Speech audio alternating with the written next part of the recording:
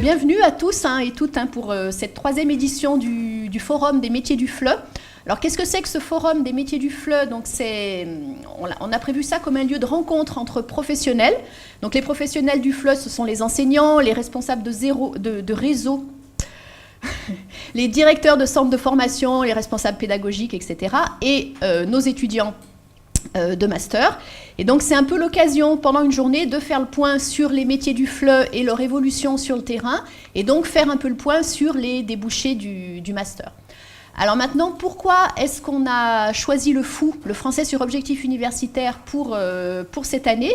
Donc vous savez tous que la mobilité étudiante, c'est un phénomène qui est très important en ce moment, et que donc on reçoit ici en France de nombreux étudiants étrangers non francophones qui viennent poursuivre des études universitaires supérieures ici, mais il y a également beaucoup de filières universitaires totalement ou partiellement francophones à l'étranger qui doivent préparer ces étudiants aussi.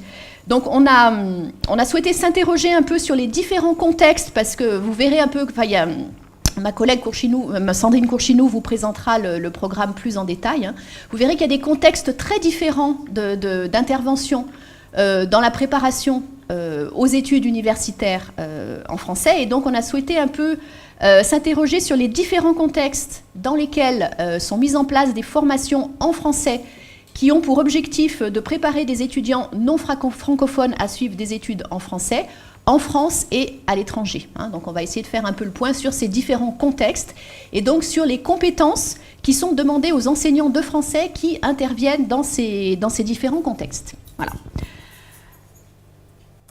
Alors d'où venez-vous? Où êtes-vous? Donc vous êtes ici, je pense que on l'a vu, mais on a des inscrits qui sont un petit peu partout. Donc là, je n'avais pas le dernier état des inscriptions, donc je m'excuse par avance si j'ai oublié des gens. Mais donc on a des gens qui sont un peu partout en France, mais aussi un peu partout en Europe. On a des gens qui sont en Allemagne, en Pologne et en Espagne. On a des gens qui sont aux États-Unis. On a pas mal de collègues qui sont en Amérique du Sud. Donc on a beaucoup de collègues du Brésil qui sont inscrits. J'ai vu ça sur les inscriptions. On a des collègues et des gens qui sont en Colombie, en Argentine, au Pérou et au Chili.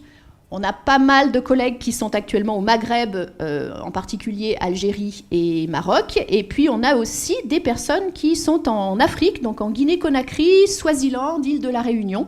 Il y a peut-être eu d'autres pays depuis hier, mais là, ce n'était pas le dernier état des inscriptions. Alors maintenant, qui êtes-vous? Parce qu'on avait demandé un peu au niveau des inscriptions qui étaient les personnes et où elles intervenaient. Donc évidemment, on a pas mal d'enseignants de FLE et de formateurs d'étudiants, enfin formateurs en langue ou formateurs de formateurs. On a bien sûr des étudiants en master ou également des doctorants. Il y a pas mal de responsables de formation et de responsables pédagogiques. Et nous avons un trader. Donc, je ne pense pas qu'il soit ici en présentiel, mais bon, ça veut dire que le FLE va-t-il entrer en bourse, hein? Alors, dans quel type d'institution? Donc, on a bien sûr beaucoup d'universités en France et en étranger, des alliances françaises, mais aussi, bien sûr, des lycées français, puisque donc là, ce sont les lycées, mais on peut penser que les lycées français préparent un peu en amont au suivi des études en français, des instituts français, des centres de langue, etc., parce qu'il y a d'autres types de contextes dans lesquels les gens qui sont inscrits interviennent, en particulier des formateurs indépendants. Et vous savez que le FLE est un métier où les